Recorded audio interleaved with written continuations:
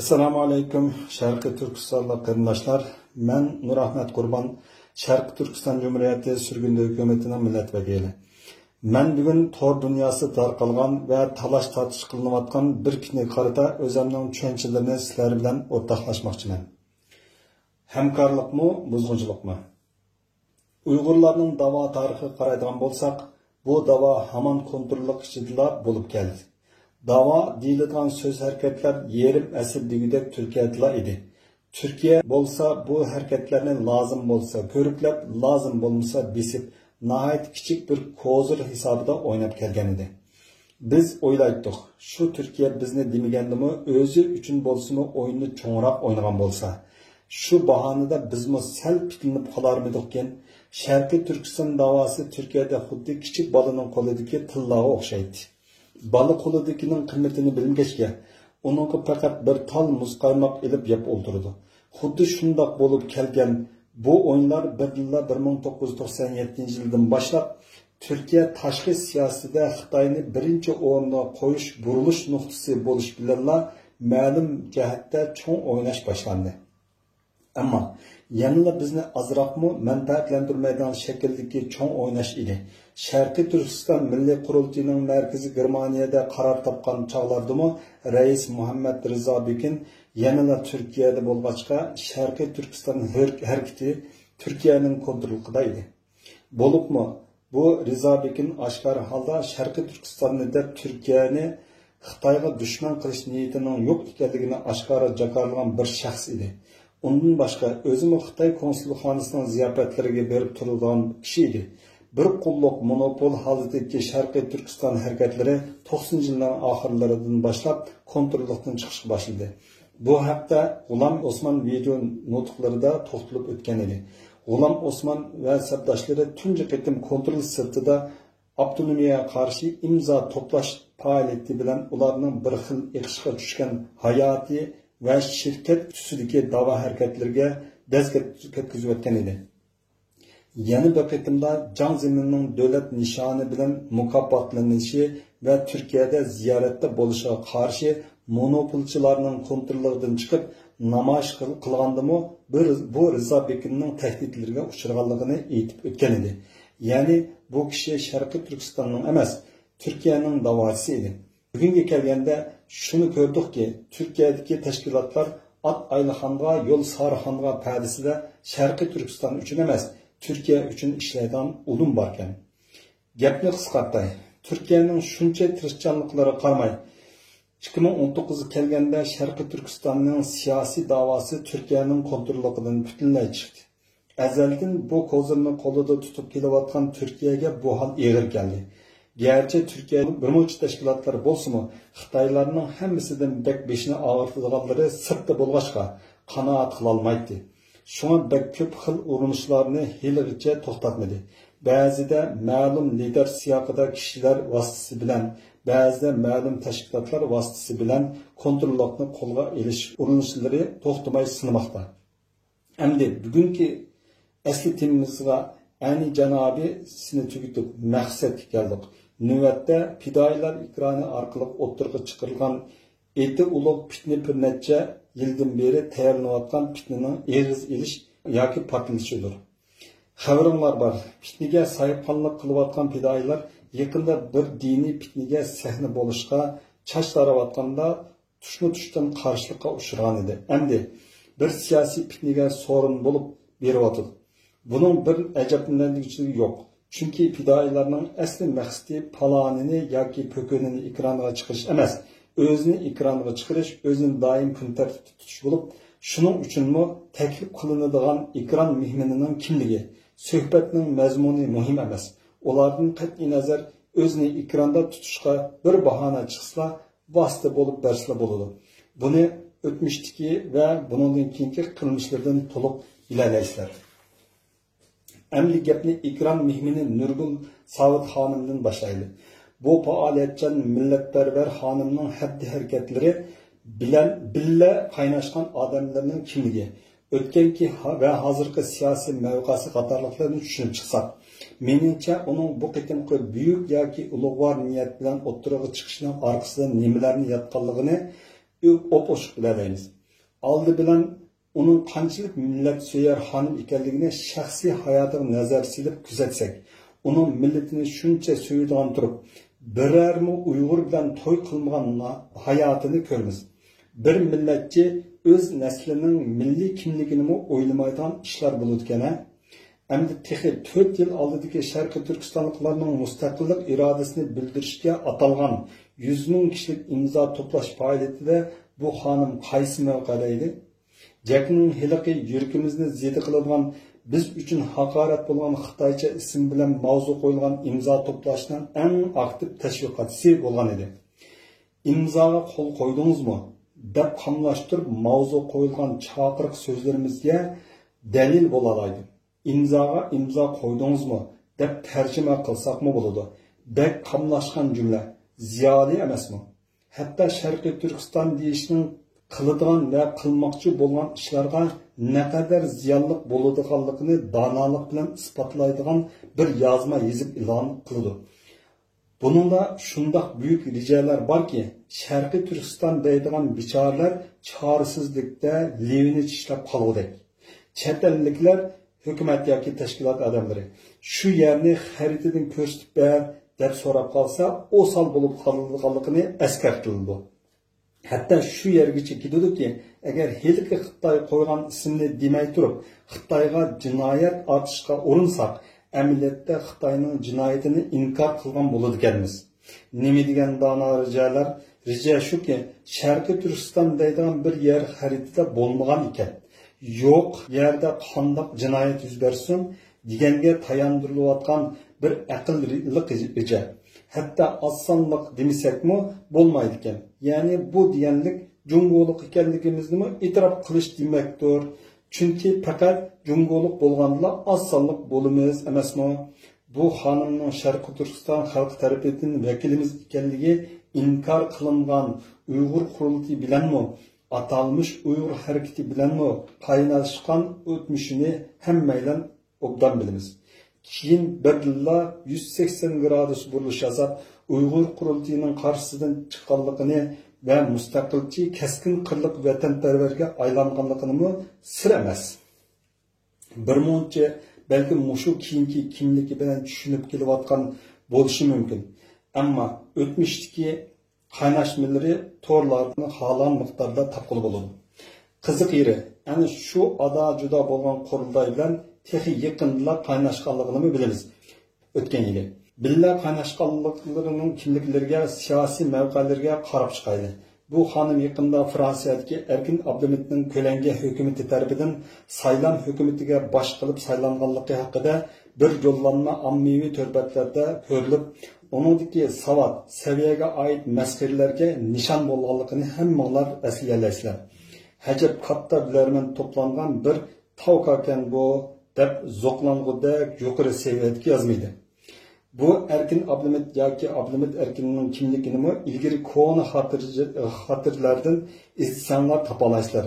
Izchil bir qurultaychi bo'lib, bugungi hukumat iddaosi bilan bir necha yilda bir yoki bir yilda bir qitim ko'rinib qoladigan Ko'langi hukumatning Uyg'ur qurultiyining himoyasi ostidagi hukumat ekanligi yaqinda ma'lum bo'ldi va bu kishini hayron qoldirgan ajoyib ahvol. Chunki bizning bilishimizcha hukumatdan yuqori qurilma bo'lmaydi. Ammo bularningisi Uyg'ur qurultiyining qanoti ostidagi himoyasidagi ajoyib bir hukumat ekan. Buning isboti to'g'rilarda bor. Resimde Erkin Abdulhamidning dahiyane resmi üstüdeki İngilizce yazma ana şu gaplar Uyg'ur qurultiyining himoyasi ostidagi hukumatga aniq yozilgan.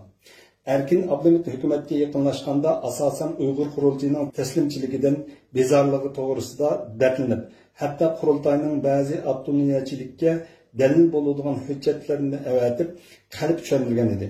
Hala Uyg'ur qurultiyining qo'mondonligi ostida turib, nemişki ularni yomonlab hukumatga yaqinlashdi, samimiyatsizlik bo'lgan yerda cho'qim bir yo'shirin maqsad bo'lmay qolmaydi. Buni har kim o'z hayot tajribasidan bilgudek bir oddiy reja. Bu niyat ko'p o'tmayla oshkorlanishga boshladi. Xalqi echivitish tashabbuslari bilan xalqi echivitilgan millat vakili saylimida to'plangan g'alati g'ashtlarning hammasi bir janjalning bo'lganligi uchun bular darhol hukumatni talab tortishga boshlab, hukumat ichida shayka bo'lib uyushib, oxiri natijada ayrilib chiqib, ayrim bir qurultay ochgan edi. Baxtga qarshi keyin yana o'z ichidan parchalanib, ikkiga bo'lindi. Bugun birlashish chaqiriqlarining markazida turayotgan bu taklifchilar u chog'da nemishqa bir yerda qurultay ichishga yaqin kelmabdikan. Biz hatto ularning aqliga kelishlarini kutib, saylanni bir kun kechiktirgan emasmidik. Ularning saylan qilib bo'lganlik xabarini to'g'rida ko'rgandan keyin ulardan umid uzib, ikkinchi kunda saylan o'tkazilmaganmidik. U chog'da aql dumizga o'tib qolgan ekan bularning endi aqliga kelib birlikda kuchli bir hukumat qurib chiqishga havasmand bo'lib qolibdimi? Naqadar kulgulik bu. Bu Abdulhamid Erkinning ko'langi hukumatini tashkil qilgan shaxslar, ya'ni bugun bizning birlashishga zumdan qatnashdi va hatto buningdan sharaf his qiladiganligini bildirdi. Mana shunday bir Xitoy parastni bizning advokat guruhimizga qitilishini shart qilgan Xolid Qanot bizning Nurgul Savut Ümit Agahiylarning tashkiloti bilan birlikda yig'in ochdi. Shuning bilan qolmay, ularning ba'zi doimiy mudavimlarini har qachon biznikilarga bilan birga qaynashib turadiganligini ko'rishimiz mumkin. Xolid Qanot Xitoy parast Shukri Go'zalni Solihga tunishtirdi. Bu munosabatlar bu o'yinda asosiy maqsadga surgunda hukumatni kontrolga elish projesini tushuntirdi. O'tganki Hitgoh jamoasida hit namozi o'qilgan va Hitgoh maydonida samo o'ynalganlik haqida yolg'on xabarni eng avval bizga ko'z qilib, mana Turkiyaning tirishchanligi bilan 6 yildan beri namoz o'qilmagan jamida tunji qitim namoz o'qildi deb Xitoy tashviqotiga yaratuvchi rol o'ynagan kishi mana shu Xolid Qanot edi. Oldingi rasmda Xolid Qanot va Mahmad Shukri Go'zalning munosabatlarini texmo aniq ko'ralaymiz. Biz bilgan Turkiyada ko'z qarashi o'xshash bo'lmaganlar bir choyxonaga bormaydi. Bundan boshqami faktlar Turkiya hukumatining surgunda hukumatni changalida tutish urinishini isbotlaydi. Masalan, Anvar Yusuf Turkiyaga borganda Anqarada Anvar Yusuf Osmonli harbiy marshi chilingan holda dabdabali kutilinib saroyga boshlangan edi. Rasmdan ko'rilayotgan manzara Anvar Yusufning Turkiyada kutilinishi bo'lib, buning vaqtining 2019-yilda bo'lishi dal İsmail Chingizning hukumatdan qo'g'lab chiqarilib, Türkiye kontrolini qo'ldan berib qo'yganning elimida turgan paytlar ekanligini faraz qilish tez emas. Anvar Yusufdek o'z xalq tarafidan allaqachon tukurilib ketgan bir odamning hukumat qilib ko'tarilishi va ko'rilib İsmail Chingiz bilan birlikka keltirib yangidan bir hukumat qilish diqqatga sazovardir. Lekin bu o'yinlarning hech biri tutmagandan keyin ssenariyni boshqadan yozishga to'g'ri kelmay qolmaydi. Mana bugun o'ttirga chiqayotgan dal ana shu yangi yozilgan ssenariyga o'ynalmoqda. Vaqtni qisqartirish uchun Nurgul Savutning munosabat haqqisidagi boshqa kishilar haqida to'g'ri izlanishlarni so'rayman. Endi biz birlashmasa gunohkor bo'lib qolgan darajadagi muhim kishilar bo'lgan Erkin Abdulhamid va ko'langi hukumatining a'zolarining kimligini ko'z tashlab chiqaylik. Abdulhamid Erkin Uyg'ur qurultiyining chapanchiligi bilan yillardan kelayotgan bo'lib, 2018da birdinla Uyg'ur qurultiyidan shikoyat qilishga boshlagan edi. Buni yuqorida degandim. Lekin shikoyatning yolg'onligi ma'lum bo'ldi. Ya'ni bu ko'lamgi hukumat Uyg'ur qurultiyining bir ostidagi shaxsisi ekan. Buni o'zlari tarafidan to'g'rida e'lon qilingan pakt asosida ko'rib bo'ldi. Talib Atajon 2019da Amerikaning millat vakili nomzodlik ko'rsatilgan bo'lib, shu yili 11-oyda ichilgan qurultaydan boshlab millat vakilligi rasmiylashdi. Afsuski qurultayni kutishga taqti yetmayla niyatlarini oshkorlab, hukumat to'piga qo'shib olingan bir ikki rasmiy millat vakilidan boshqa barliq kandidatlar bilan birlikda guruh uyushtirib, hukumatni changalga elish yo'lida faoliyatga o'tdi. Qoida bo'yicha kandidatlar taftish guruhi tomonidan orqa ko'rinishini tekshirilishi kerakdi. Bu tekshirish jarayonida Talib Otajonmi kandidatlikdan tozalandi. Mahira G'ofur, sobiq millat vakili, o'zi faili majhul bo'lib munosabatlari kishini shubhaga soladi. Cho'ng jasus Almayevning kelini Xolidga degan munofiq bilan do'stlik munosabati bor. Bu Xolidaning eri Almayevning o'g'li Dilshod Ürümchida Shansxanzda saqchi punktdan boshlagan. Bu Xolida Kanadaga kelganda Mahira G'ofur qarshilagan edi. Xolida Mahira G'ofurning uyida turgan. Bu uchurni berguvchi Mahiraning burunqi eri Muhammad Tursun. Yana hamma Uyg'urga tunishliq bo'lgan Anqaradagi Ürümchi restorani bağlanışmı kishilarga sir emas. Ürümchi restorani xili dağınıq. Xitoy elchixonasi bilan qo'yiq munosabatda. Shundaqla munofiqlikni yo'shin avara bo'lmaydigan dadil munofiqlardan bo'lib, Mahira G'ofur Turkiyaga borsa, shularning uyida turdi ekan. 2020da Turkiyada Kanadaga elchi laplari bilan aldamchilik qilib yuzlarcha Uyg'urning bo'libmi Suriyaga kirib chiqqanlarning, Afg'onistonda bo'lgan Uyg'urlarning ushurlarini to'plaganligi kishilarning esida bo'lishi kerak. Bu ajoyib dadil faoliyatga hatto Kanada istixboroti bak qiziqqan. Bu xonimning Nurgul Savut xonim bilan munosabati yaqin. Yadigar G'aniyev Qozog'iston Uyg'urlardan bo'lib, bizning millat vakili saylamini xalqqa echib o'tish shuari bilan ilk borgan saylamda millat vakili nomzodi bo'lgan kandidat vakil. Bumi hukumat ishidagi tutishda fail mas'ullar sifatida turib, hukumatga qarshi harakat qilgan. Taftish guruhimizning orqa ko'rinishini aniqlashlarida uning Xitoy shirkatlari bilan munosabati borligi, Xitoylar bilan savdo munosabati bo'lib, uning buningga dalil rasmiy mavjud. Bundan boshqa bu Yadikar Sovet ittifoqini tirildirish partiyasi yoki jamiyatining a'zosi bo'lib, hatto bu jihatda maydoni keskin. Sizning hayron qilishingizmi hech tortinmayla Bolshevik partiyasini qaytadan O'rta Osiyoga rahbarlik qilishning ulug'vorlikqa ishontirishga turishidi. O'tkir Mahmudov yana bir Qozog'istonlik kandidat millat vakili rasmiylashishga ulgurmayla hukumatni bo'lish harakatlarida ishtirok qilgan. Taftish guruhimizning bu kishining Qozog'iston saforatiga yaqinligini aniqlab chiqqan. Seyit Taranchi, bilasizlar, bu kishi Turkiyadagi 50 yillik da'voning monopollik boshlaridan biri. Bu haqda G'ulom Osmon apandi ma'lum bir video nutqida anglatgan edi. Balki bu da'vo va tijorat mavzuliq videoda bo'lishi mumkin. Bu kishi yana hiliqi birgina Xitoy bilan kelishim imzolagan 6 buyuk odamimizdan biri. 6ga bir imzo mavzusi bilan to'g'ri qo'yilgan bir rasm hala mavjud. Ya'ni har qachon 4 odam bir yerga kelsa, shuning birsi bo'lib tayyor turgan pishqadam da'vochi. Hamda G'uljida bir zavodi bo'lib, bu kishi bu yoqda inqilobning oldingi sibida o't chiqarib yurgan chog'larda G'uljidagi zavodi normallanib turadi. Balki hilimo taraqlab menayotgandi. Rostini desam, bu kappora kepaklarni bir yerga akilayotgan, tartiblayotgan orqadagi rejissor Turkiya ekanligini faraz qilish mumkin. Endi ba'zi qariniyatdan manbalangan nomussiz gaplarga javob berib o'tay. 5 hukumat safsatisi. Siz nimalarga asoslanib sanab chiqdingiz bu hukumatlarni? O'ttirda ko'rinayotgan biror izchil faoliyati bormi? Bir yilda qancha qitim o'ttirliqda ko'rinadi? Agar faqat biror qitim ko'rinsa va ko'ringandimi, biror tutamliq ish bilan emas, majlis oshqonning rasmi bilan ko'ringan bo'lsa, buni qanday vijdoningiz qabul qilib hukumat deyapsiz? Nima uchun Uyg'ur qurultiyini qayta tashkillab chiqish haqida boshqa turmadingizda, hukumatni qayta retlashga hirsman bo'lib qoldinglar?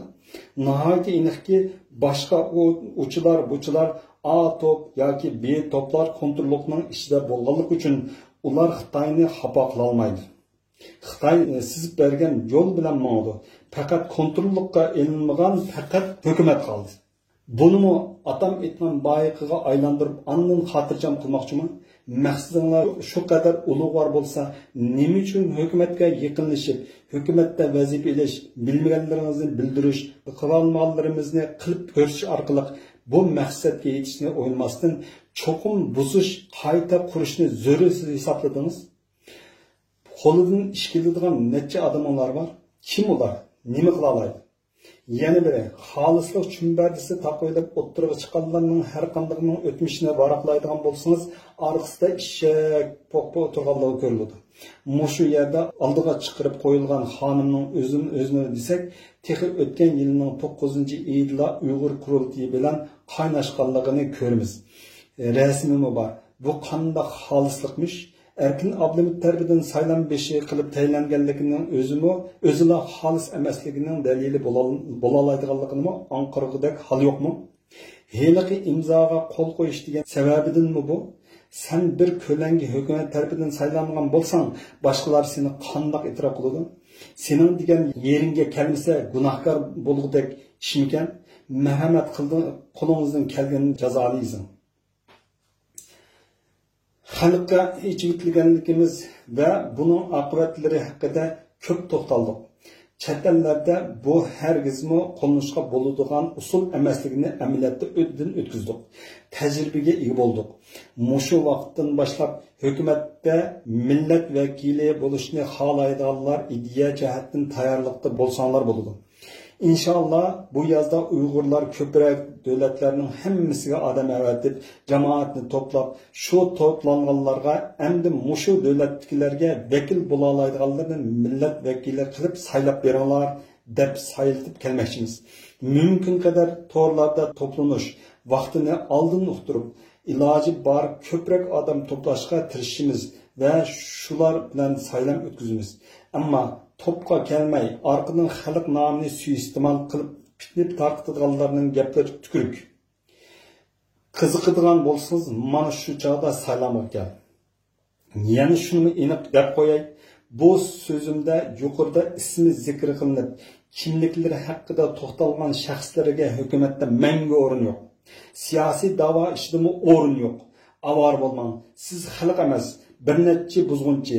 Biz sizni bilib bo'lgan, endi yana sizni bu sapga akilib, yo'lni mehnat qilishimizning o'rni yo'q. Bugungacha deydiganlarimiz mushu. Hammanglar Allohga omonat bo'linglar.